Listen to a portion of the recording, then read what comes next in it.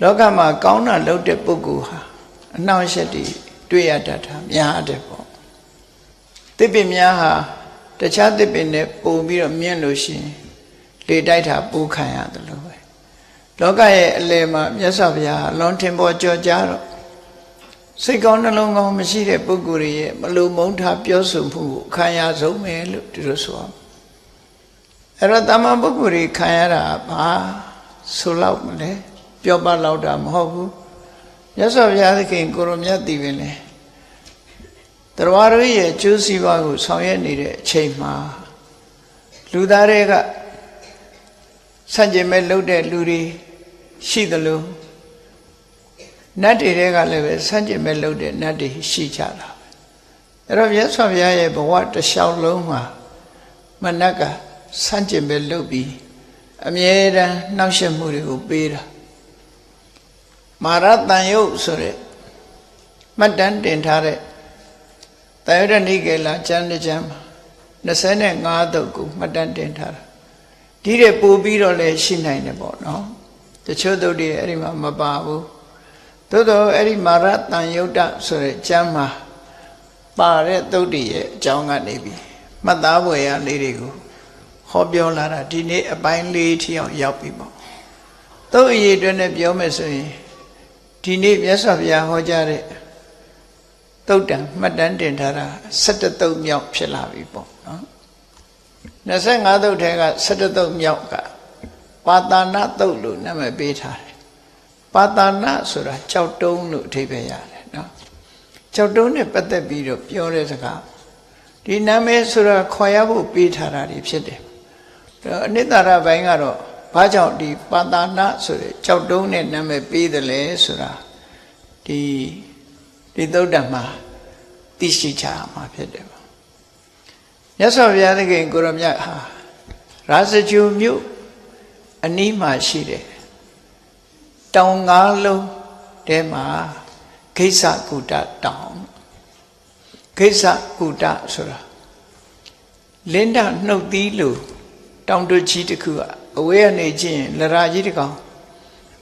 လင်းဒငှက်ကြီးရဲ့နှုတ်သီးတရံမြင်ရတာဖြစ်သောကြောင့်လူတွေကဂိစ္စကုတလို့ဒီလိုခေါ်ကြတယ်တနည်းအားဖြင့်ပြောမယ်ဆိုရင်ရှေးခင်ကအဲ့ဒီတောင်ထိပ်မှာလင်းဒငှက်တွေမြောက်များစွာစုဝေးနားနေခဲ့ကြဘူးတယ်ဆိုတာလည်းပဲအကြောင်းတစ်ခုပဲပေါ့နော်ဒါဟာထူးခြားတဲ့ဖြစ်ပျက်ပေါ့ဘုန်းကြီးတို့စကိုင်းမဟာသီဝရယုံကျောင်း၌တဲ့ကားစားတော့အဲ့ကျောင်းရဲ့တောင်ဘက်ကတကြီးစားမြေစကြက်မြေလို့ခေါ်တယ်ခြိုင်ဝှမ်းကြီးတစ်ခုရှိတယ်အဲ့ခြိုင်ဝှမ်းကြီးရဲ့ကုန်းတက်လေးတစ်ဖက်ကုန်းတက်လေးမှာလူတွေကလုံးလုံးကြီးဖြစ်နေလို့လုံးတော်ကြီးဖရာလို့ခေါ်ကြတာရှိတယ်ဘွဲတော်ကတော့ယေရနာဂိရိအင်းဝခေတ်ကတည်ထားတဲ့ဖရာတဆူအဲ့ဒီယေရနာဂိရိလုံးတော်ကြီးဖရာလုံးတော်ကြီးဖရာရဲ့ထိပ်ပေါ်မှာဘုန်းကြီးတို့ရောက်စားက1320ပြည့်1320ဆိုအင်္ဂလိပ်လိုတော့1958လောက်မှာပေါ့နော်အဲ့ဒါလောက်မှာအဲ့နေရာတွေကတောချုံနေပဲရှိသေးတယ်လူနေခုချိန်နဲ့အများကြီးကွာခြားသွားပြီပေါ့အဲ့တုန်းကအဲ့ဒီလုံးတော်ကြီးဖရာပေါ်မှာလင်းနာငှက်ကြီးတွေ15ကောင်လောက်ရှိတာမှတ်မိတယ်တခါတခါဘုရားခြေရင်မှာတောင်ကုန်းလေးမှာဆင်းပြီးတော့ခွေးတီကောင်တွေပါလေလာပစ်ထားလို့ရှိရင်ခွေးတီကောင်တွေကိုဆင်းစားတာလည်းတွေ့ရတယ်အဲ့ကြောင့်လင်းဒငှက်တွေဟာအဲ့နာမှာနေကြတော်တော်များများနေတယ်အဲ့တော့လင်းဒငှက်တွေကျက်စားတဲ့နေရာကြီးပဲအဲ့တော့နောက်ပိုင်းရောက်တဲ့အခါကျတော့မြန်မာပြည်မှာခြေမြင်ဝါဆိုပြီးတော့ဝါဆိုင်ခင်းတွေလုပ်တဲ့အခါမှာဝါဈေးတွေ300ကနေပြီးတော့အဲ့ဒီဝါဈေးတွေပဲဖြန်းထားတဲ့ဝါပင်တွေကိုကြွက်တွေကကြိုက်တော့ကြွက်သေးတယ်ကြွက်သေးကိုစားတော့ခွေးသေးတယ်ခွေးသေးကိုလရတွေကစားတော့လရတွေသေးသွားတယ်အဲ့ဒီနောက်မှာလင်းဒငှက်တွေပျောက်သွားတယ်မြင်တို့တောင်ခုချိန်မှာ အဲ့ဒီမှာလုံးဝမရှိတော့တကောင်မှကြံမရှိတော့အရင်ကဆိုရင်အုတ်လိုက်ရှိတယ်ပေါ့အေးအဲ့ဒါလိုပဲခေပြောင်းလာတဲ့အခါခုဂိစ္စကုတဆိုတဲ့တောင်တို့ကြီးဟာလဲရှေးရခင်တစ်ချိန်တစ်ခါတုန်းကလင်းတာငှက်တွေအုပ်စုဖွဲ့ပြီးတော့နေခဲ့ကြတဲ့လင်းနာတို့ရဲ့နေထိုင်ရာဌာနကြီးလည်းဖြစ်တယ်ဒါကအဓိပ္ပာယ်တစ်ခုဖွင့်ဆိုတာ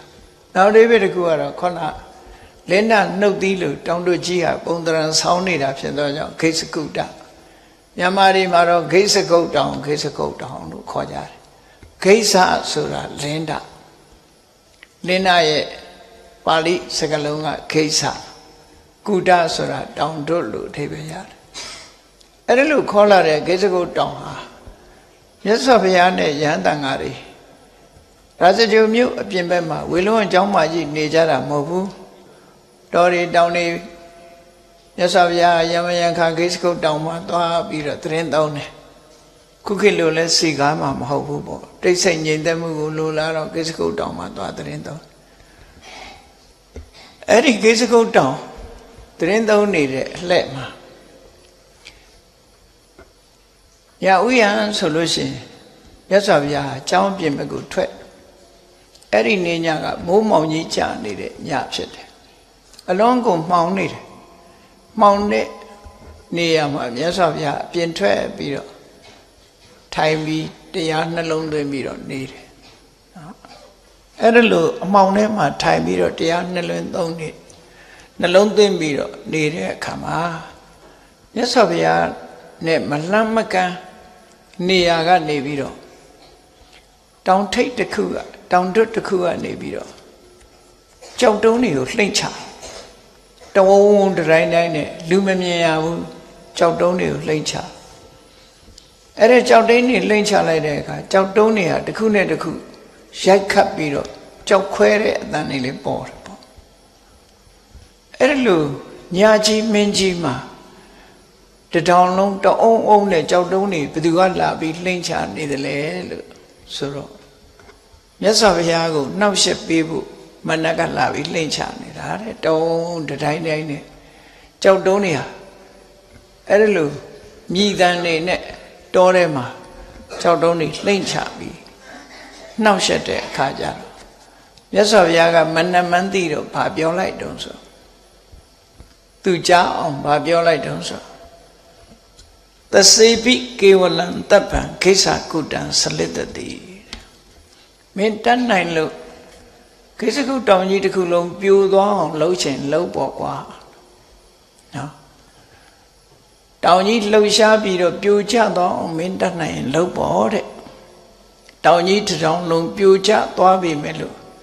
နေဝတမ္မာဝိမု tta နာဗုဒ္ဓနာအဋ္ဌိအိစိတံငါဟာမင်္ဂနဲ့တရားဓမ္မကျင့်ကြံကြိုးကိုအထောက်ထားတဲ့ပုဂ္ဂိုလ်ဖြစ်လို့ကိလေသာတွေကလွတ်မြောက်ပြီးတဲ့ငါအဖို့မှာတော့ကျက်သီးမွေးညင်းတောင်ထားမှာမဟုတ်ဘူးလုံးဝ6စိတ်ငါမှမဖြစ်ဘူးမင်းနှောက်ယှက်ခြင်းတောင်နှောက်ယှက်စိတ်ဓာတ်ကကြံ့ခိုင်မိတာဖြစ်သွားတယ်မြတ်စွာဘုရား6စိတ်ဆိုတာမပေါ်ဘူးတမ္မာပုဂ္ဂိုလ်ဆိုဘယ်နေရတော့မလို့ပေါ့နော်ကြောက်တယ်ဆိုတာဒေါသကြောင့်ဖြစ်တာ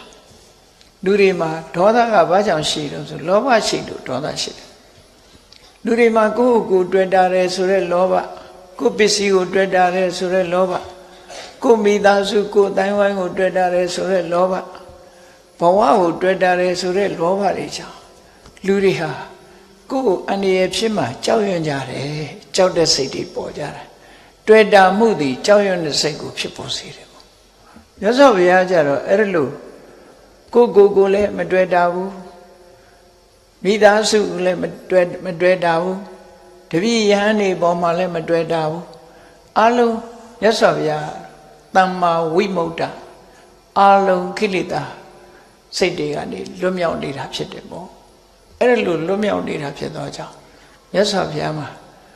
စိတ်ထဲမှာတုန်လှုပ်သွားတာခြောက်ခြားသွားတာလုံးဝမရှိဘူးတဲ့နော်အတန်ကြားတာပဲရှိတယ်ကြားတာပဲရှိတယ်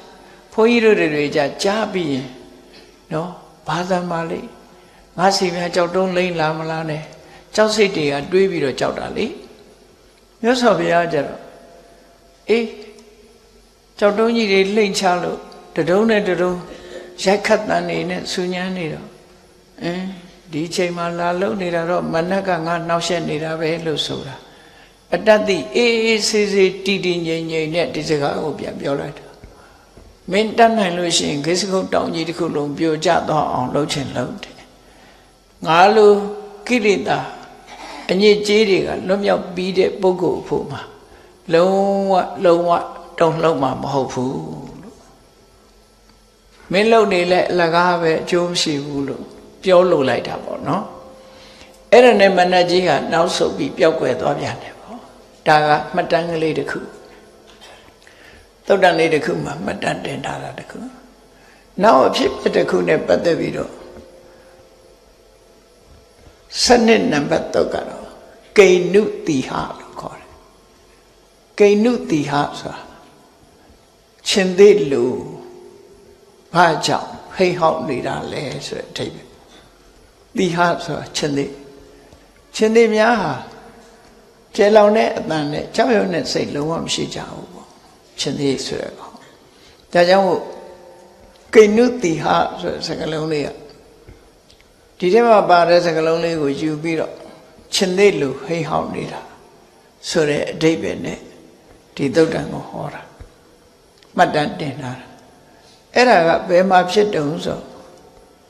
မြတ်စွာဘုရားကအဲ့ဒီအချိန်တုန်းကတော့တာဝတိမြို့ဇေရဝံကျောင်းမှာတရင်သုံးပြီးတော့နေတာဇေရဝံကျောင်းရောက်လာတဲ့ပရိသတ်ကြီးကတရားနာဖို့ရောက်လာတဲ့ပရိသတ်ကြီးကအလွန်ပဲများတယ်ယဟန်ပရိသတ်ဘေက္ခုပရိသတ်ဘေက္ခုနီပရိသတ်ဥပါဒကပရိသတ်ဥပါတိကမပရိသတ်လို့ဆိုပရိသတ်၄ပါးမြတ်စွာဘုရားဟောကြားတဲ့တရားပွဲကိုတက်ရောက်ပြီးတော့နာကြားတဲ့ပုဂ္ဂိုလ်တွေအလုံးကိုများတယ်အဲ့ဒါလို့အလွန်များတဲ့တရားနာပရိသတ်တွေကိုမြတ်စွာဘုရားကတရားဟောနေတာနော်တရားဟောနေတာဘာတရားဟောတယ်လို့ဆိုတာကိုတော့ဒီထဲမှာမှတ်တမ်းတင်မထားဘူးဘာလို့လဲဆိုရင်မနတ်ကြီးနှောက်ယှက်မှုကိုဦးစားပေးတာဟုတ်ဒီမှာအဲ့ဒါလို့မြတ်စွာဘုရားတရားဟောနေတဲ့အခါအမြဲတမ်းမြတ်စွာဘုရားကိုအကွက်ချောင်းပြီးနှောက်ယှက်ဖို့ဆောင်ဆိုင်နေတဲ့မနတ်ကြီးအေးယဟန်ဂေါရမတော့ပိဋကကြီးကိုတရားဟောနေပြီပိဋကကြီးတော့တရားဟောနေပြီလူတွေကလည်းတရားအာယုံကိုစိုက်ပြီးတော့နားထောင်နေကြတယ်သူတို့ဟာမှန်ကန်တဲ့အသိဉာဏ်တွေရသွားရင်နော်ငါရဲ့နယ်ပယ်မှာလူဆိုးလူမိုက်တွေနဲသွားလိမ့်မယ်သူကလူဆိုးလူမိုက်တွေရှိမှပြောတာဟောလောကကြီးမှာတော်တော်ထူးဆန်းတယ်လူတော်လူကောင်းနဲ့မနေတတ်တဲ့ပုဂ္ဂိုလ်ရှိတယ်လို့လူတော်လူကောင်းကိုမှနှစ်သက်တာလည်းရှိတာနော်တချို့ပုဂ္ဂိုလ်ကတော့အဆိုးသမားတွေမှအပေါင်းအသင်းလုပ်တဲ့ပုဂ္ဂိုလ်တွေလည်းရှိတာသူကအဲ့ဒီဆိုးွားတဲ့ပုဂ္ဂိုလ်တောင်းကျမ်းတဲ့ပုဂ္ဂိုလ်အနိုင်ကျင့်တဲ့ပုဂ္ဂိုလ်မဟုတ်တာလုပ်တတ်တဲ့ပုဂ္ဂိုလ်တွေမှသူကလက်တွဲတာကိုဒါကြောင့်မို့ဂေါရမဘုရားတရားဟောနေတဲ့အခါမှာအသိဉာဏ်စက္ခုအမြင်စက္ခုတွေရသွားမယ်မျက်စိအမြင်တွေထွန်းပေါက်သွားမယ်ဆိုလို့ရှိရင်သူတို့ဟာလူတော်လူကောင်းတွေဖြစ်ကုန်လိမ့်မယ်ဒါကြောင့်မို့မျက်စိအမြင်အသိဉာဏ်မရအောင်ငါသွားပြီးတော့နှောက်ယှက်အောင်မယ်မြတ်စွာဘုရားတရားဟောနေတဲ့ခြားထဲမှာသွားပြီးတော့ကျယ်လောင်တဲ့အတန်ကြီးနဲ့သွားပြီးတော့နှောက်ယှက်ပြီးတော့ပြောပြန်တယ်နော်ဘာပြောတော့ဆိုကိဏုတိဟောဝနတ္တိပရိတာယံဝိတာရတောအေးတရားနာပရိသတ်ကြီးရဲ့အလယ်မှာကြောက်ရွံ့ခြင်းကင်းရဲရဲတင်းတင်းနဲ့ရှင်သေးကြီးဟောက်နေတယ်လို့ဘာကြောင့်တရားဟောနေရတာတော့ရှင်သေးဆိုတဲ့အကောင်ကကြောက်ရွံ့ဘယ်တော့မှမလုပ်ဘူးလေသူကရှင်သေးဆိုတဲ့အကောင်မကြောက်ဘူးလို့ပြောတယ်ဒါပေမဲ့ဒီဆဖာရီတို့ဟိုတဲ့နေnet geo တို့ခုခေတ် channel တွေထဲမှာကြည့်ရင်တော့ရှင်သေးအကြောက်ပြေးတာတော့တွေ့ရတယ်နော်အဲ့ဒီမှာသူတို့ကအတန်ဆိုလို့ရှိရင်ရှင်သေးကလုံးဝမကြောက်ဘူးတဲ့တခါတော့ကစမ်းသပ်ဘူးတယ်ရှင်သေးတကောင်ငယ်ငယ်လေးဖမ်းမိလာတဲ့အခါအဲ့ရှင်သေးလေးဟာမကြောက်တတ်ဘူးလို့ဆိုလို့ သူကြားလောက်တဲ့နေရာနေပြီးတော့စစ်စီစစ်မောင်းတွေဝုန်းတိုင်းတိုင်းတီးတာသူက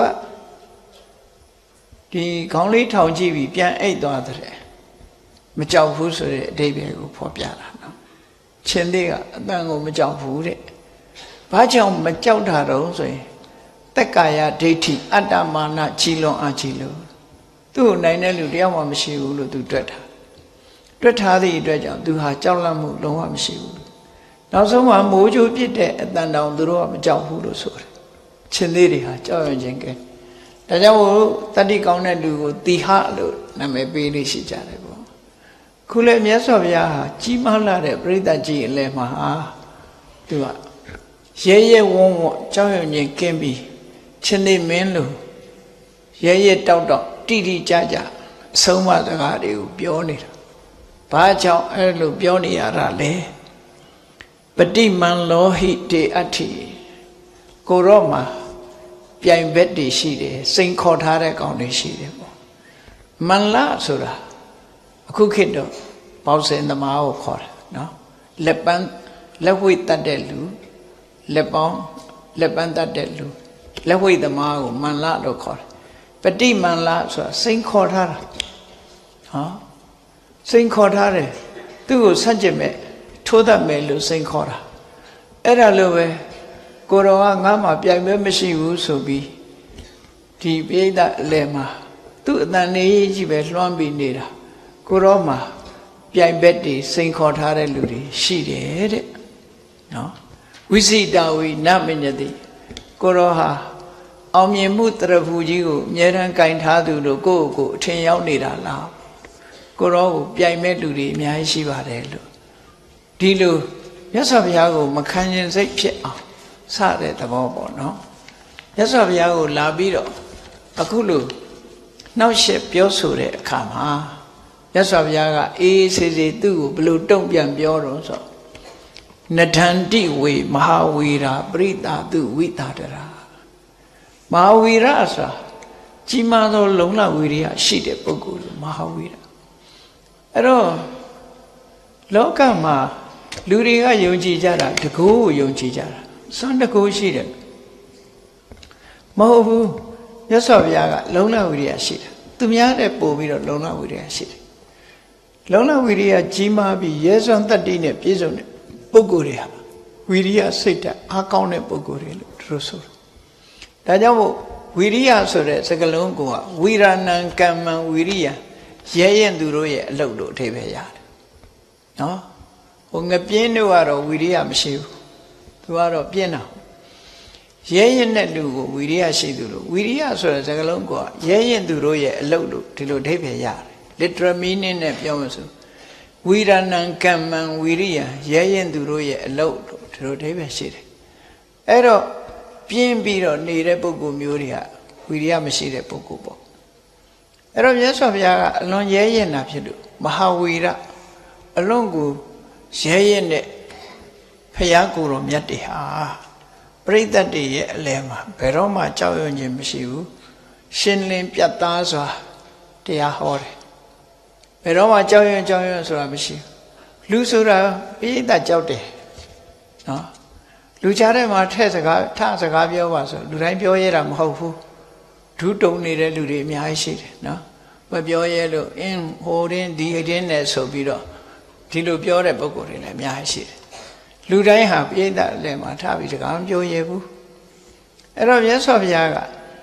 နဒန္တိဝေမဟာဝီရာပရိတာတုဝိတာရာပြိဿတွေထဲမှာတကယ်ကိုကြောက်ရွံ့ခြင်းကင်းပြီးတော့ဘုရားရှင်တွေဟာဘယ်သူကိုမှကြောက်ရွံ့တဲ့စိုးရွံ့တဲ့စိတ်မရှိဘဲနဲ့တိတိလင်းလင်းတရားဓမ္မကိုဟောနေတာဖြစ်တယ်တထာဂတာဗလပတ္တာတကယ်ကိုဒီကျင့်စဉ်အတိုင်းကျင့်လို့ဖျားဖြစ်လာတဲ့ပုဂ္ဂိုလ်မျိုးတွေဟာတကယ်ကိုစွမ်းအားပြည့်တဲ့ပုဂ္ဂိုလ်တွေပဲဖြစ်တယ်ပေါ့စွမ်းအားပြည့်လို့တိဏ္ဏလောကေဝိတ္တိကလောကမှာတွေ့တာမှုမှန်သမျှကိုကြော်လွှားခဲ့ပြီးတဲ့ပုဂ္ဂိုလ်တွေဖြစ်တယ်အဲ့တော့တွေ့တာမှုတွေကိုကြော်လွှားခဲ့တဲ့ပုဂ္ဂိုလ်တယောက်တည်းဘယ်တော့မှစိုးထိတ်မှာမဟုတ်ဘူးစိုးထိတ်တယ်ဆိုတဲ့ပုဂ္ဂိုလ်ကဘယ်လိုပုဂ္ဂိုလ်တွေတော့လူကြားတဲ့ပြောရင်ငါပြောလိုက်ရင်စကားများမှားသွားမလားနော်င ငါများဝိုင်းရီချမလားဆိုတာအဲ့ဒါကြောက်ရွံ့တာတွေလေငါပြောရများဝိုင်းရီချမလားဝိုင်းဟားချမလားအဲ့လိုစိတ်ထဲမှာ तू ကကိုယ့်ကိုဟိုတွေ့တာမှုတွေအားကြီးပြီးတော့လူကြားထဲမှာအသေးပြတ်သွားမှာကိုရှုတ်ချခံရမှာကိုကြောက်တယ်ဒါကြောင့်မို့လူကြားထဲမှာစကားမပြောရဲဘူးမြတ်စွာဘုရားကြတော့ငါတော်တယ်ငါတတ်တယ်ဆိုတဲ့အတွေးလည်းမရှိဘူးကိုယ့်ကိုတွေ့တာမှုဆိုတာလည်းလုံးဝမရှိဘူးအမှန်တရားကိုနားလည်ပါစေဆိုတဲ့စိတ်နဲ့ဟောပြောနေတာဖြစ်တော့အဲ့ဒီလိုတွေ့တာမှုတွေအလုံးကျော်လွှားပြီးတဲ့ပုဂ္ဂိုလ်ဖြစ်လို့စွမ်းအားတွေပြည့်နေတဲ့ပုဂ္ဂိုလ်ဖြစ်တော့ဘယ်တော့မှကြောက်ရွံ့လုံးနေမှာမဟုတ်ဘူးလို့မြတ်စွာဘုရားကတုံ့ပြန်ပြီးပြောလိုက်တဲ့အခါမှာမဏ္ဍကြီးဟာနောက်ဆုတ်ပြီးပျောက်ကွယ်သွားပြန်တယ်ဒီတစ်ချိန်မှာအဲ့ဒီလိုနောက်တက73နံပါတ်3မှာကျတော့တကလိကသုတ်လို့ခေါ်တယ်တကလိကသုတ်တကလိကဆိုတာဒီအတုံးအစ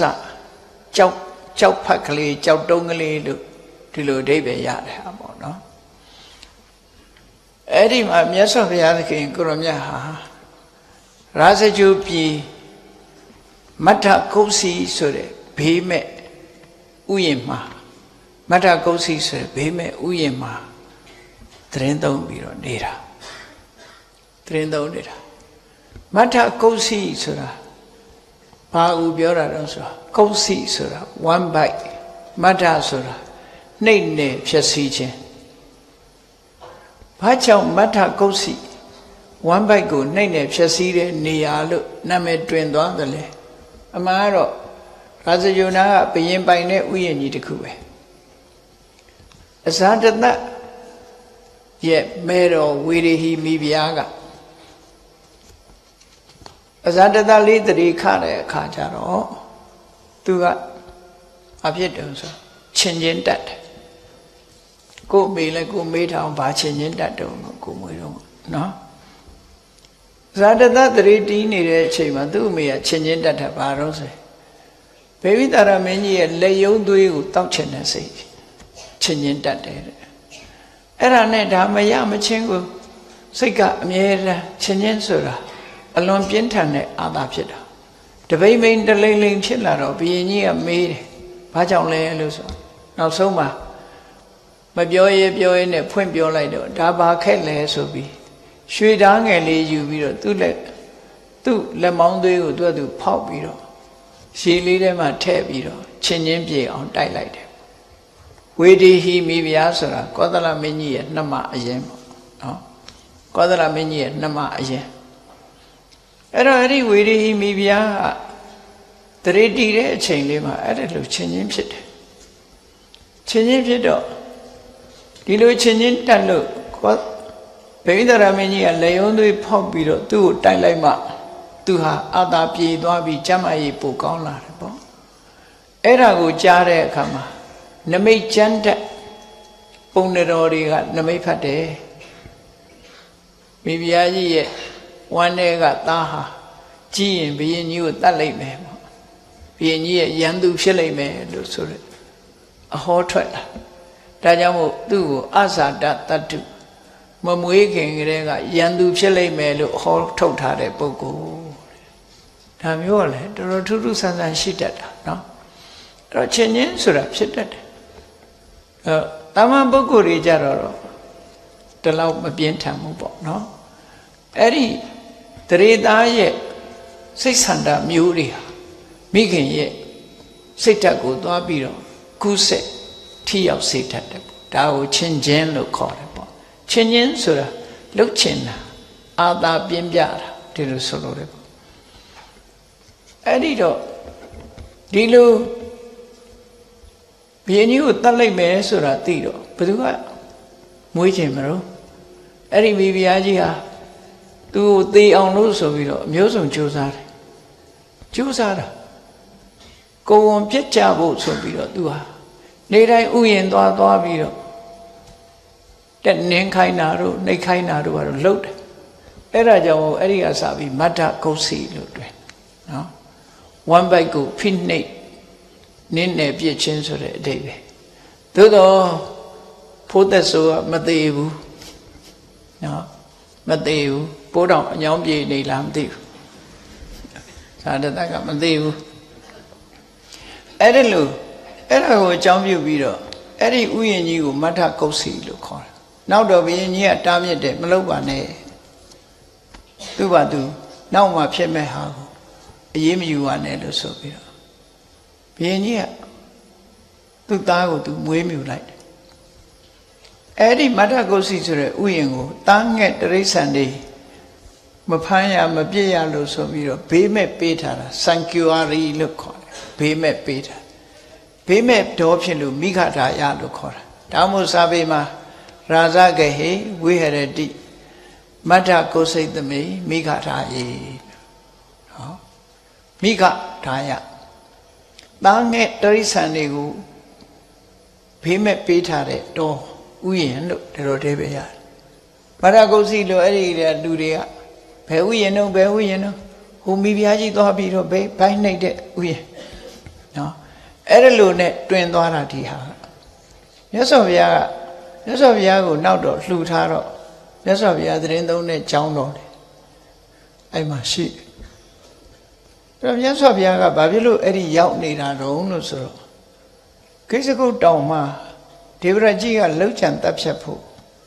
အမျိုးမျိုးကြိုးစားတဲ့ထဲမှာကြောင်ပေါင်းဆင်ပြီးတော့မြတ်စွာဘုရားကိစ္စကုတ်တောင်ခြေမှာဈဉ္ဉံလျှောက်နေတဲ့အချိန်ကြောက်တုံးနဲ့လှိမ့်ချလိုက်တဲ့ကြောက်တုံးကအောက်ကကြောက်ဆောင်တစ်ခုကိုသွားပြီးတော့ရိုက်ခတ်လိုက်တဲ့အခါမှာကြောက်တုံးနှစ်ခုတိုက်ရာကနေပြီးတော့ကြောက်ဖက်အပယ်လေးတစ်ခုကမြတ်စွာဘုရားခြေတော်ကိုဝဲမှန်လိုက်တယ်နော်အဲ့ဒီဝဲမှန်လိုက်တာနဲ့မြတ်စွာဘုရားခြေတော်ဟာဒဏ်ရာရသွားတယ်ပေါ့ချက်ချင်းယဟန်တော်တွေကထမ်းစင်နဲ့ထမ်းပြီးတော့မြတ်စွာဘုရားကိုဇီဝကဥယျာဉ်တို့ဒီမတ္တကုတ်စီတို့ဘက်ကိုတည်ပြီးတော့သွားတယ်မတ္တကုတ်စီအဲ့ဒီအချိန်မှာခြေတော်ကိုခဲမှန်ထားလို့မြတ်စွာဘုရားမတ္တကုတ်စီဆိုတဲ့ဥယျာဉ်မှာဇီဝကဥယျာဉ်နဲ့လည်းနေပုံရတယ်အဲ့ဒီမှာသွားပြီးတော့သတင်းသုံးတာသတင်းသုံးတော့ခြေတော်ကလမ်းမလျှောက်နိုင်ဘူးလမ်းမလျှောက်နိုင်တော့စဉ်းစားကြည့်လေခြေတော်တန်ရာကြီးနဲ့မြတ်စွာဘုရားကျောင်းထဲမှာလျှောက်ဆက်ပြီးတော့နေတာခါတိုင်းဆိုရင်လျှောက်ဆက်မယ်ဆိုရင်ထမယ်ဆိုတဲ့အချိန်ကိုသတ်မှတ်တယ်အခုခါကျတော့မြတ်စွာဘုရားရဲ့လဲလျှောက်မှုဟာပြန်ထမယ်ဆိုတဲ့သတ်မှတ်ချက်မရှိဘူးဘာဖြစ်လို့လဲဆိုရင်ခြေတော်ကနာနေလို့မထနိုင်ဘူးသို့တော့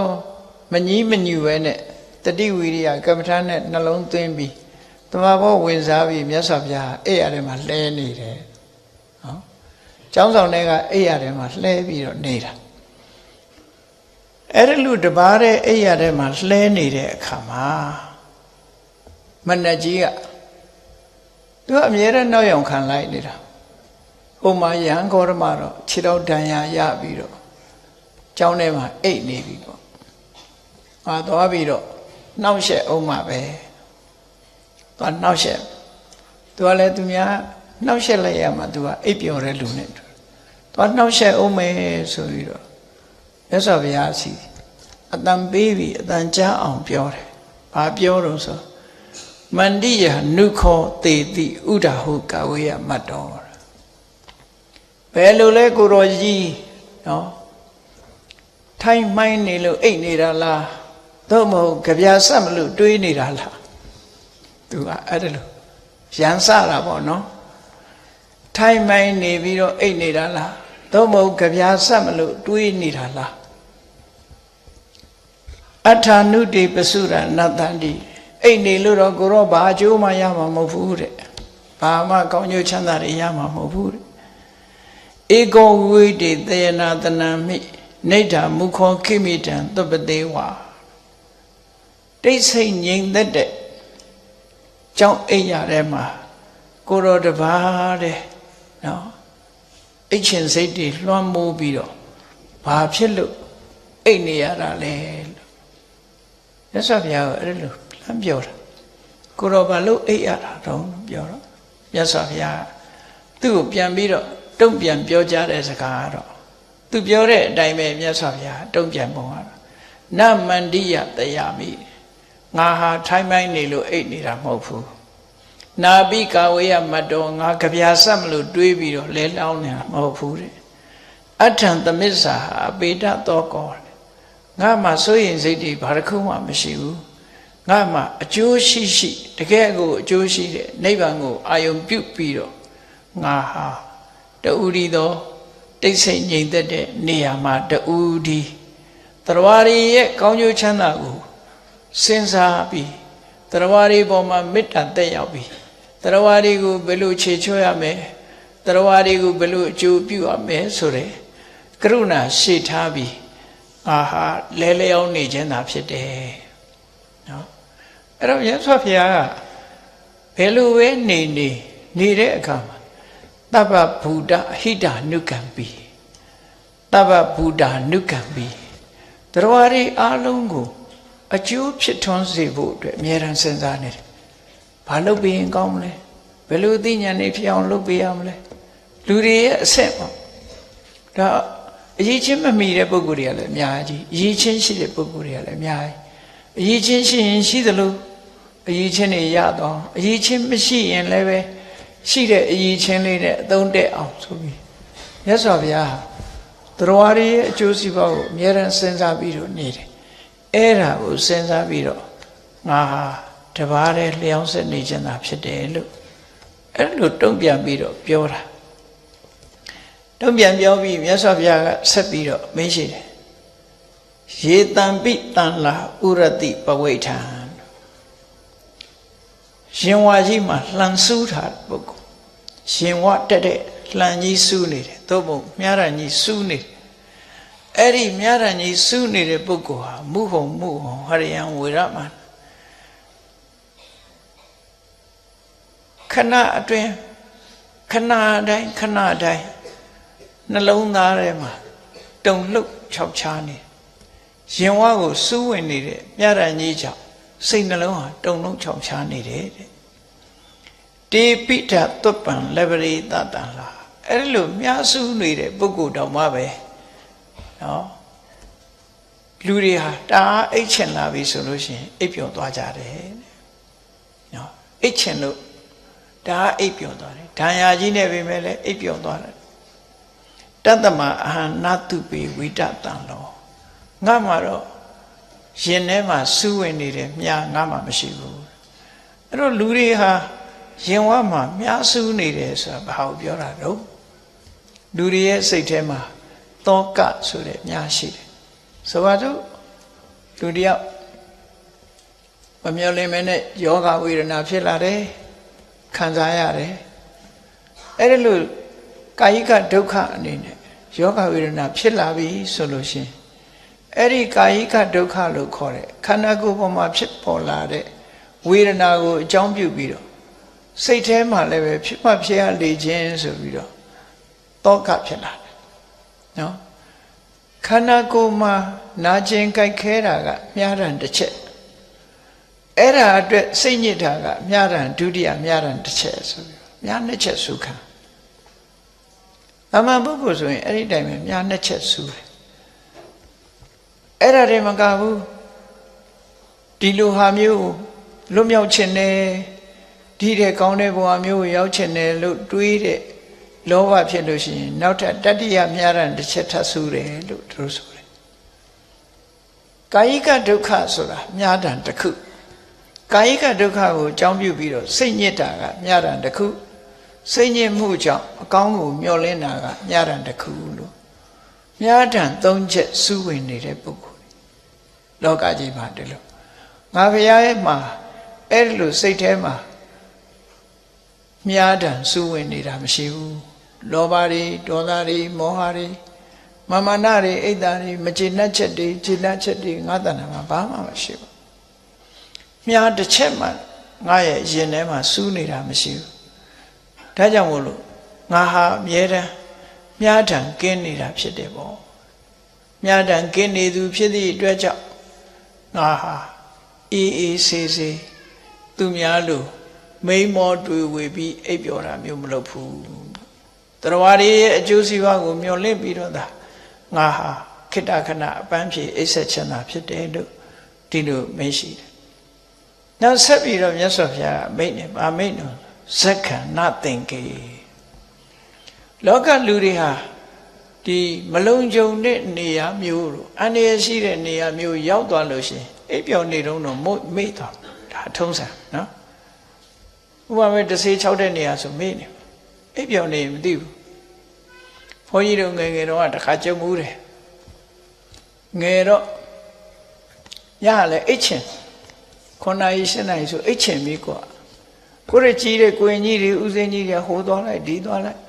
မအိတ်ကြဘူးသူတို့နောက်လိုက်တာကိုတယောက်တည်းလည်းမနေရဲကျောင်းမှလည်းပဲကျောင်းတိုင်းဆရာတော်ကြီးရဲ့မဲတော်ကြီးကသေဆုံးနေတယ်အတုဝအလောင်းကောင်ကြီးရှိတယ်အဲ့ဒါကဇေယကလေးမှအောင်လင်းတမီကြီးထွန်းပြီးတော့ထားတယ်ကျောင်းပေါ်ကိုတယောက်တည်းမနေရဲတော့သူတို့သွားရင်လိုက်ရတယ်သူတို့သွားတဲ့နောက်လိုက်တယ်တောင်သွားတောင်လိုက်မြောက်သွားမြောက်လိုက်သူတို့လည်းလျှောက်သွားနောက်ကြတော့ဘယ်သွားတော့ဆိုအဲ့ဒီလောင်းကြီးရှိတဲ့စီသွားကြတယ်သွားတော့ကိုလည်းလိုက်သွားရတာပေါ့တယောက်တည်းမနေရတော့ရောက်သွားတော့သူတို့ကတော့စကားတွေပျော်ဖဲတွေရိုက်ကြနေအဲ့လိုကိုကတော့အိတ်ချင်တော့အနာနာကပ်ပြီးတော့အိတ်ပျော်သွားအိတ်ပျော်သွားလို့တေးနိုးတော့ကြည့်တော့ဘယ်သူမှရှိဘူးကိုနဲ့အလောင်းထပြေးလိုက်တာဘာပြောကောင်းမလို့လေကတဲ့3-4တိတ်ကိုကြော်ပြီးတော့ခုန်ချကျောင်းလေးကလည်းနေလေးပါဆရာကျောင်းလေးအဲ့ဒါငယ်တော့ကြုံခဲ့ဘူးတယ်ဒါကြောင့်အိပ်ပျော်နေတော့ကတော့မကြောက်ဘူးဇက္ခဏသင်္ကေဇက္ခံသင်္ကေတဲ့နိုးလာပြီဆိုလို့ရှိရင်ကြောက်ရွံ့တယ်ကြောက်တယ်အဲ့ဒီလိုနိုးလာတာတောင်မကြောက်ဘူးမြတ်စွာဘုရားကြာနဘေးမိသွတ်တုံနပိဘေးမိသွတ်တုံဘယ်နေရာပဲဖြစ်ဖြစ်အိပ်ရဖို့အတွက်ဆိုမကြောက်ဘူးသူကြောက်တာတခုမှမရှိဘူးရတ္တိန်ဒီဝါနာနုတပန္တိမာမံငါကိုနေ့တွေညတွေကဘယ်တော့မှစိတ်ပင်ပန်းအောင်မလုပ်နိုင်ကြဘူးနေ့တွေရက်တွေဘလောက်ကုန်းငါဖို့မှဘာမှမထူးနော်ကြောက်လန့်တဲ့စိတ်လုံးဝမရှိဘူးကြောက်လန့်တဲ့စိတ်မရှိဘူးဟာနေနပတ္တမိကုဟိစီလောကေလောကမှာဘယ်ကိစ္စဘယ်အာယုန်နဲ့ပတ်သက်လားနာဆုပ်ယုံမှုဆိုတာတွန့်ဆုတ်တာတွေငါဘယ်တော့မှမတွေ့ရဘူးတတ္တမသူပေသဗ္ဗဗုဒ္ဓနုကံပေဒါကြောင့်မို့အေးဆေးဆေးပဲအန္တရာယ်ပြောင်းတဲ့လမ်းမှာပဲဖြစ်စေကြောက်စရာကောင်းတဲ့နေရာမှာပဲဖြစ်စေလုံးဝမကြောက်ဘူးငါဟာအမြဲတမ်းတရားရည်ရဲ့အကျိုးစီးပွားကိုဆောင်ရွက်ဖို့ပဲစဉ်းစားပြီးတော့လဲအောင်နေတာဒါဖြစ်တယ်လို့အဲ့ဒီလိုတုံ့ပြန်ပြောလိုက်တဲ့အခါကျတော့မဏ္ဍကြီးဟာပြန်လှိပြီးပျောက်ွယ်သွားပြန်တယ်ပေါ့ဒါကတစ်ခါနောက်ဒီ14သုံးမြောက်မှာပฏิရူပသုတ်ဆိုတာလေးရှိတယ်ပฏิရူပဆိုတာတင့်တော်တယ်လျှောက်ပတ်တယ်လို့မြန်မာလိုအဓိပ္ပာယ်ရတယ်နော် suitable proper ဆိုတဲ့အဓိပ္ပာယ်ပေါ့အဲ့ဒါလိုလျှောက်ပတ်တယ်ဆိုတဲ့အဓိပ္ပာယ်နဲ့နာမည်ပေးထားတဲ့သုတ်ကလေးတစ်ခုမြတ်စွာဘုရားဟာကောသလတိုင်းထဲမှာခီးသွားနေတယ်ခီးသွားတဲ့အခါဧကသာလာလို့ခေါ်တဲ့ပုံနာရွာတရွာကိုရောက်သွားတယ်ပုံနာရွာရောက်သွားတော့အဲ့ဒီရွာသူရွာသားတွေဟာတရွာလုံးထွက်လာပြီးတော့မြတ်စွာဘုရားရှိရလာပြီးတရားနာကြတယ်အဲ့တော့မြတ်စွာဘုရားဂုံတရင်အမတန်မှကြီးတာဂုံတရင်ကြီးတယ်ဘယ်နေရာရောက်နော်ဂုံတရင်အလွန်ကြီးတော့ရောက်တဲ့အရက်မှာဗုဒ္ဓဘာသာဟုတ်သူရောမဟုတ်သူရောဖះကြီးညိုသူရောမကြီးညိုသူရောတွေ့ကျင်ကြတယ်မြင်ကျင်ကြတယ်နားထောင်ကျင်ကြလာကြတာပဲရှိသမျှလူတွေအကုန်လုံးအတက်တရောမြတ်စွာဘုရားကိုလာတွေ့ကြအဲလာတွေ့တဲ့ပုဂ္ဂိုလ်တိုင်းဟာမြတ်စွာဘုရားကိုရှိခိုးဝါကြတာကြီးညိုရင်းဆွဲရှိတဲ့ပုဂ္ဂိုလ်ကပဲရှိခိုးဝါကြတချို့ကြတော့လက်ဥကလေးပဲခြိတဲ့ပုဂ္ဂိုလ်လည်းရှိတယ်တချို့ကြတော့ဒီယဉ်ကျေးလိမ္မာစွာနှုတ်ဆက်စကားပြောရုံပြောတာရှ िम ခိုးအဲ့ပုဂ္ဂိုလ်တွေလည်းရှိတယ်တချို့ကြတော့လူအုပ်များတဲ့မှာနာမည်လှုပ်ချင်တဲ့ပုဂ္ဂိုလ်လည်းရှိတယ်သူဘသူပါပဲဝါပါခဏခက်လည်းရှိတာပဲเนาะလူထူလာပြီဆိုရင်သူဘသူပါဆိုတာပိဋကတ်ထဲမှာအခွင့်ကောင်း ထုတ်ဖော်ပြီးပြောချင်တဲ့လူမျိုးတွေလည်းရှိတယ်အဲ့ဒီထဲမှာတချို့ပုဂ္ဂိုလ်တွေကြတော့ဘာမှမပြောပြိဿတဲ့နောက်ကလိုက်လာပြီးတိတ်တိတ်ကလေးထိုင်းနေတဲ့ပုဂ္ဂိုလ်မျိုးတွေလည်းရှိတယ်တဲ့မြတ်စွာဘုရားကြွရအရက်မှာပြိဿတွေဟာစုံတယ်ပေါ့အဲ့ဒီဧကတာလာပုံနာရွာရောက်တဲ့အခါမှာလည်းပဲပြိဿကြီးကအလွန်များတယ်လူတွေအများကြီးလာပြီးတော့တရားနာကြတာပေါ့မြတ်စွာဘုရားကလည်းတရားဟောတယ်အဲ့ဒါလို့တရားဟောတာကိုမဏ္ဍကြီးကရံဂေါရမတော့လူထုပိဋကကြီးချာမှာတရားဟောနေပြီအဲ့လိုတရားဟောနေလို့အသိဉာဏ်နေမျက်စိတွေပွင့်ကုန်ရင်ခက်လိုက်မယ်မျက်စိမပွင့်အောင်ငါတော့လှုပ်အောင်မယ်ပေါ့နှောက်ရှက်မယ်တော့ကလူတွေကမျက်စိပွင့်သွားလို့ရှိရင်အမှန်မှန်သိတယ်လေနော်စက္ခုမျက်စိဟာဉာဏ်ကိုပြောတာဒီနေရာမှာနော်အသိဉာဏ်ပွင့်လင်းသွားမှာစိုးတယ်ဒါကြောင့်မို့လို့သူတို့ကအသိဉာဏ်မပွင့်အောင်လုပ်ထားတယ်လောကကြီးမှာအဲ့ဒီလိုအုပ်ဆိုးတဲ့လူမျိုးတွေကလည်းရှိသေးတယ်လူတွေကိုမသိအောင်မတတ်အောင်မျက်စိမပွင့်အောင်မှောင်ချပြီးအုပ်ဆိုးကြတယ်အခုလည်းပဲဒီမဏ္ဍကြီးဟာမျက်စိပွင့်သွားမှစိုးတယ်သူကအဲ့ဒီရွာလူတွေမျက်စိပွင့်မှစိုးလို့လာပြီးတော့ဖရာတရားဟောနေတဲ့ကြားထဲမှာလာပြီးတော့သူကအများကြားအောင်မြတ်စွာဘုရားကိုပြောလိုက်တဲ့စကားပါတော့နေတံတဝပတိရူပံယတေညမနုဿတတိကိုတော်ကသူများပဲဆုံးမနေတာဒါမလုံးတဲ့ဘူးပေါ့နော်သူများဆုံးမနေတာမလုံးတဲ့ဘူးကိုသိရင်ကိုယ့်ကိုနေအေးဆေးဆေးနေသူများကိုလိုက်ပြီးဆွဲတရားမဟောနဲ့လို့ပြောချင်တာပေါ့နော်ဒီနေတံတဝပတိရူပံယတေညမနုဿတတိသူများကိုဆုံးမသွန်သင်အကောင်းနဲ့အဆိုးအကြောင်းအကျိုးတွေရှင်းပြနေတာဒါတွေဟာကိုတော့မလုပ်သင့်ဘူးလူတွေသူကသူနေပါစေပေါ့ဘာလို့လိုက်ပြီးတော့လူကြားထဲမှာလိုက်ပြီးဒါတွေပြောနေရတာတော့နဲ့အနုရောဓဝိရောဓေတုမာသစ္စိတ်ထောတဒါစရံဒီလောကမှာအနုရောဓဆိုတာကိုယ်နဲ့လိုက်လျောတဲ့ပုဂ္ဂိုလ်တွေကိုယ်ထောက်ခံတဲ့ပုဂ္ဂိုလ်တွေဝိရောဓဆိုတာကိုယ်ကိုမထောက်ခံတဲ့ပုဂ္ဂိုလ်တွေဆန့်ကျင်တဲ့ပုဂ္ဂိုလ်အနုရောဓဝိရောဓဆိုတာရှိသမျှပဲနော်ကိုယ်ကိုကြိုက်တဲ့လူကအနုရောဓမကြိုက်လို့ရှိရင်ဝိရောဓတရားနာပိဋကထဲမှာလည်းပဲကြိုက်သူရှိတယ်မကြိုက်သူရှိတယ်တော့အနုရောဓဝိရောဓအဲ့ဒီလိုအနုရောဓဝိရောဓကြိုက်သူမကြိုက်သူလို့ကွဲပြားခြားနားနေတဲ့ပိဋကထဲမှာတဲ့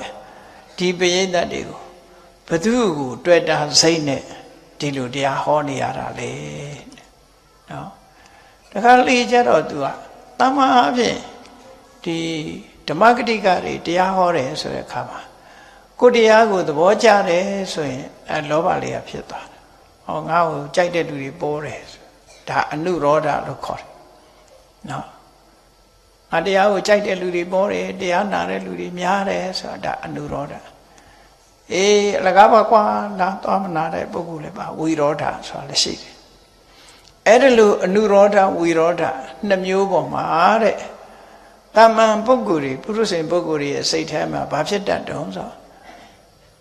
ကိုတရားကိုကြိုက်တယ်ဆိုလို့ရှိရင်သဘောကျတယ်ကိုတရားကိုမကြိုက်ဘူးဆိုရင်သူကစိတ်ဆိုးတယ်ပေါ့ဒေါသဖြစ်တယ်ပေါ့အဲ့ဒီလိုဖြစ်တာကိုစိတ်ရဲ့ကန့်ညှိမှုလို့ဒီလိုခေါ်တယ်ပေါ့နော်ကိုသဘောကြတယ်ဆိုရင်ကြိုက်တယ်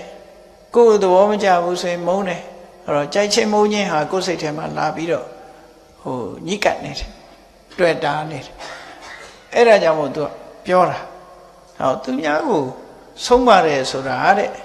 ကြိုက်တဲ့လူရှိမယ်မကြိုက်တဲ့လူရှိမယ်အဲ့ဒီကြိုက်မကြိုက်ပုဂ္ဂိုလ်တွေပေါ်မှာလောဘဆိုတာနဲ့ဒေါသဆိုတာနဲ့ကိုရောဘာလို့ဖြစ်ချင်ရတာလဲဘာလို့တွေ့တာရတာလဲဆိုအဓိပ္ပာယ်နဲ့မြတ်စွာဘုရားကိုအဲ့လိုလာပြီးတော့သူပြောတယ်အဲ့လိုလာပြောတဲ့အခါကျတော့မြတ်စွာဘုရားကတုံ့ပြန်ပြီးတော့ဒါကိုဖြည့်ရှင်းပြီးတော့ပြောကြတယ်နော်တုံ့ပြန်ဖြည့်ရှင်းတာ ဟိတနုကံပိတံဗုဒ္ဓောယတေညမနုတတတိမတရားကိုသိတဲ့ဖရာဆိုတာဟာတဲ့အကျိုးစီးပွားကိုလိုလားတဲ့စိတ်နဲ့တရားဟောတာတဲ့နော်လှုပ်တဲ့နာနဲ့မလှုပ်တဲ့နာအကောင်းနဲ့အဆိုးအကြောင်းနဲ့အကျိုးတွေသိရှိနားလည်ကြပါစေနားလည်တဲ့အခါမှာမကောင်းတာတွေမလုပ်မိအောင်ကောင်းတာတွေလုပ်မိအောင်ဆိုတာတွေရှင်းလင်းပြတ်သားစွာနားလည်ပြီးကောင်းတာတွေလုပ်ပြီးရင်မကောင်းတာတွေမလုပ်ဘဲရှောင်ကြမယ်ဆိုရင်ချမ်းသာဒုက္ခရကြမှာပဲလို့ဆိုတဲ့ဟိတနုကံပိအကျိုးစီးပွားကိုလိုလားတဲ့စိတ်နားလည်စေခြင်းတဲ့စိတ်တတ်သိစေခြင်းတဲ့စိတ်ဆိုတာဟိတနုကံပိလို့ခေါ်အကျိုးစီးပွားကိုလိုလားတဲ့စိတ်နဲ့သူများကိုတရားဟောတာပါတဲ့နော်တရားဟောတဲ့ဘုန်းကြီးတွေလည်းဒီစိတ်ပဲထားမှာဆိုလက်စွပ်ပြန်ဟောတဲ့တရားတွေကိုသိရှိကြပါစေနားလည်ကြပါစေနားလည်သွားလို့ရှိရင်ကိုယ့်ဘဝကိုနော်ထိန်းချောင်းနိုင်ကြပါစေမကောင်းတာတွေရှောင်ကျဉ်ပြီးတော့ကောင်းတာတွေလုပ်နိုင်ခြင်းအဖြစ်ဘဝမှာတိုးတက်လန်းကိုရရှိကြပါစေဆိုဒီစိတ်ထက်မျိုးနဲ့ပဲတရားကိုခေါ်တာဖြစ်တယ်ပေါ့သူများကိုဆုံးမသွန်သင်နေဆိုတာသူ့ရဲ့အကျိုးစီးပွားကိုမျှော်ကိုးပြီးလုပ်တာဖြစ်တယ်တဲ့အနုရောဓဝိရောဓိဟိဝိပမုတ်တော်တထာဂတောတဲ့ငါဘုရားမှာတော့နော်ကိုယ့်ကိုထောက်ခံသူဖြစ်စေမထောက်ခံသူဖြစ်စေကြိုက်သူဖြစ်စေမကြိုက်သူဖြစ်စေဘယ်သူပေါ်မှကြိုက်တဲ့ပုဂ္ဂိုလ်ပေါ်မှာနှစ်သက်တာတို့မကြိုက်တဲ့ပုဂ္ဂိုလ်ပေါ်မှာမုန်းတိတာတို့အဲ့ဒီလိုစိတ်ဓာတ်မျိုးငါတို့မှမရှိဘူးလုံးဝလွတ်သွားပြီလောဘဒေါသကလုံးဝလွတ်တယ်နော်တရားရည်ရဲ့အကျိုးစီးပွားအတွက်သာငါဘုရားဆုံးမဩဝါဒပေးတာဖြစ်တယ်ပေါ့ထောက်ခံလို့လဲပို့ပြီးတော့မေတ္တာသက်ရောက်မှာမဟုတ်ဘူးမထောက်ခံသည့်အတွက်ကြောင့်လည်းပဲမုန်းတိမှာမဟုတ်ဘူးမုန်းတိခြင်းနှစ်သက်ခြင်းနဲ့ခြင်းဆိုတဲ့ဒီနှမျိုးစုံကနေငါဟာလွတ်မြောက်တယ်ဒါတွေကနေပြီးတော့ငါဘုရားဟာလွတ်မြောက်ပြီးသူဖြစ်တယ်လို့ဒီလိုတုံ့ပြန်ပြောလိုက်တဲ့အခါမှာမဏ္ဍကြီးဟာနောက်ဆုတ်ပြီးပျောက်ကွယ်သွားတယ်ဒါကသုတ်တန်တစ်ခုနောက်တစ်ခါ15ခုမြောက်သုတ်တန်ကိုမာနတသုတ်လို့ခေါ်တယ်ပေါ့မာနတသုတ်မာနတဆိုတာစိတ်ထဲ၌ဖြစ်တဲ့အရာစိတ်ထဲမှာဖြစ်ပေါ်လာတဲ့အရာဆိုအဓိပ္ပာယ်ရအဲ့ဒီမာနတသုတ်တန်မှာမြတ်စွာဘုရားသာဝတိမြို့စေတွင်ကျောင်းတော်မှာသတင်းသုံးနေတယ်အဲ့ဒါလို့သတင်းသုံးနေတဲ့အချိန်ကိုသူကမြတ်စွာဘုရားကိုတက်တက်ဒီတဏှာဝကလွတ်မြောက်ပြီးကိလေသာတွေကလွတ်မြောက်တယ်လို့မနတ်ရဲ့အုပ်စိုးမှုအောက်ကလွတ်မြောက်တယ်လို့ယူဆနေတာမလွတ်မြောက်ဘူးဆိုတာနဲ့သူကအနှောက်အယှက်ပေးခြင်းလို့ပြောတော့ဆိုအန္တလိခစရောပါသောရွာယံစရတိမာနသောတေနတံဘာရယိတာမိနမေတမနာမောက္ခတိမဏ္ဍကြီးကကြော်ခွင်းနေထောင်ထားတာတာမန်ကြော်ခွင်းကမြေကြီးပေါ်မှာပဲထောင်တယ်သူကကောင်းကင်မှာထောင်ထားတယ်ကောင်းကင်ထိအောင်မလွတ်ရဘူးကောင်းကင်ပြန်တက်သွားလည်းပဲသူ့ကြော်ခွင်းကမလွတ်ဘူးတဲ့အဲ့ကြော်ခွင်းဆိုတာဘာလို့ဆိုရင်တွေ့တာမှုဆိုတဲ့တဏှာသူ့ရဲ့ကြော်ခွင်းပဲလောကလူတွေစဉ်းစားကြည့်ရင်တွေ့တာမှုတွေနဲ့နေကြတာလေဘယ်သူဖြစ်ဖြစ်တွေ့တာစိတ်တွေနဲ့နေကြတာနောက်ဆုံးမှာဘယ်သူမှတွေ့စရာမရှိဘူးဆိုကိုယ့်ကိုယ်တွေ့နေတာလေတဏှာလောဘစိတ်နဲ့အဲ့ဒါလိုနေကြတာကိုနေတာဟာမဏ္ဍကြီးထောင်ထားတဲ့ကြော့ခွင်းထဲမှာမိနေတာနဲ့တူတူပဲပေါ့အဲ့တော့ကိုယ်စိတ်ထဲမှာတွေ့တာမှုတွေလောဘတွေဖြစ်နေလို့ရှင်အဲ့ဒီကြော့ခွင်းနဲ့မိနေတယ်လို့အန္တလိခစရောပါသောရွာယံစရတိမာနသောစိတ်ထဲမှာကောင်းကင်သွားတဲ့သရဝတောင်မလွတ်အောင်ထောင်ထားတဲ့